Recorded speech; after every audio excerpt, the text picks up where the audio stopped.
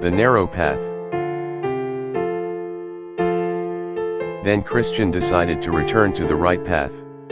So the evangelist kissed him, encouraged him with a smile and bid him to God's keeping. Christian quickly pressed forward. He was now especially careful not to speak to anyone. He was now walking as if he was stepping on forbidden ground, in unsafe territory.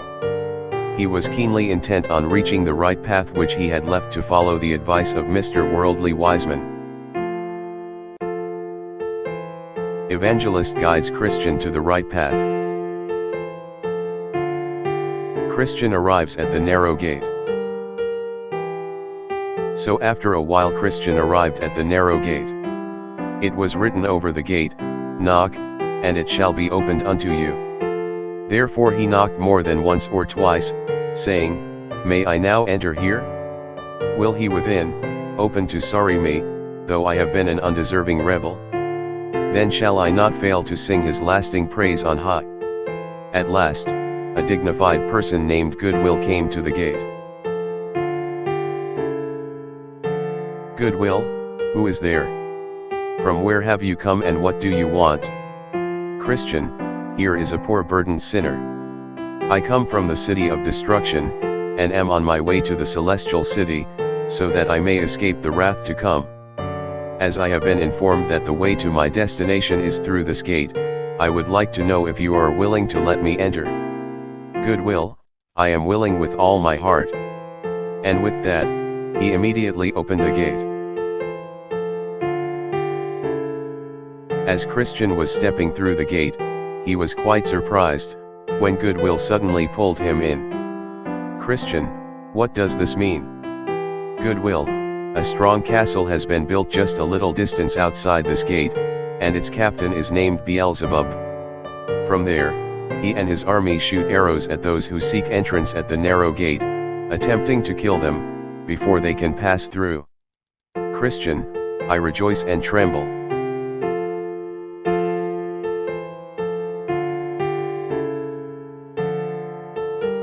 When Christian was fully inside, Goodwill asked him, "Who directed you to come this way?"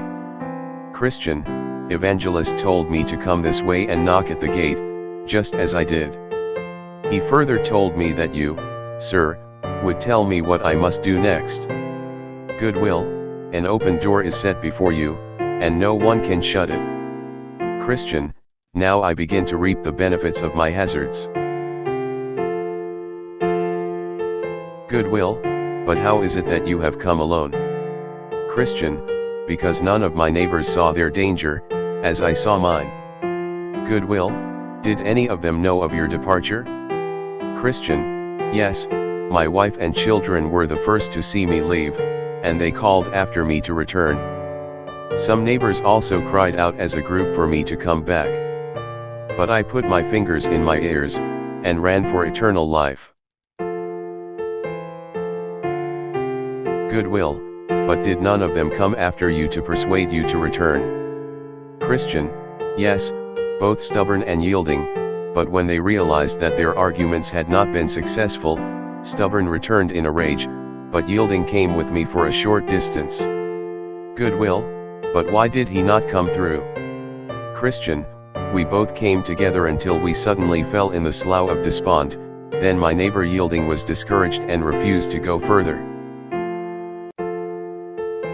After getting out again on the side next to his house, he went back in the direction of stubborn, and I came mine to this gate." "Goodwill, how sad, yielding had so little appreciation of the heavenly glory, that he did not consider it worth a few difficulties to obtain it." "Christian, yes, this account concerning yielding is sadly true, but the truth regarding myself is no better. I also turned aside by listening to the carnal counsel of Mr. Worldly Wiseman." "Goodwill, oh, did he prey upon you as well? Did he direct you to Mr. Legality for relief? They are both cheats. But did you accept his advice?" "Christian, yes, I went to find Mr. Legality as far as I dared, until I came to Legality Hill, which lies beside his house. But when I saw how it hangs over the way, I stopped for fear, lest the mountain would fall upon my head.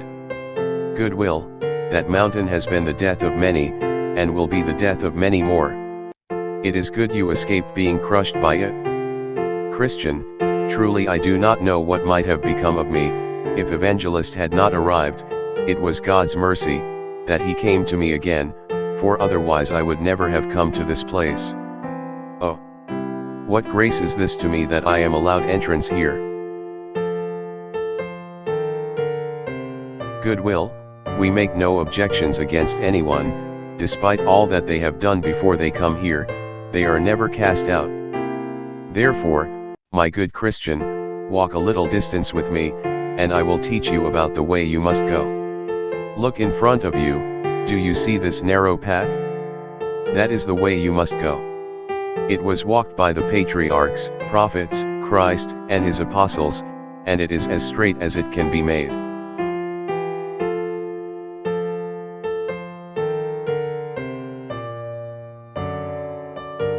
Christian, but are there turnings or windings by which a stranger may lose his way?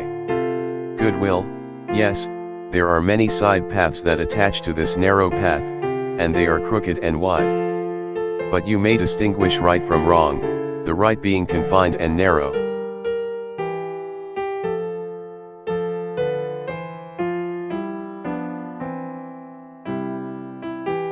After that, I saw in my dream that Christian asked Goodwill if he could help him remove the burden that was still on his back, because it seemed impossible to remove it without help.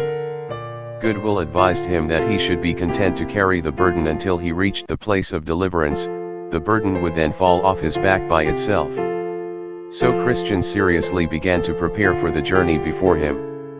Goodwill told him that after traveling some distance from the gate, he would come to the house of the interpreter, at whose door he should knock, and he would show him excellent things. Then Christian said farewell to Goodwill, and he bid him Godspeed.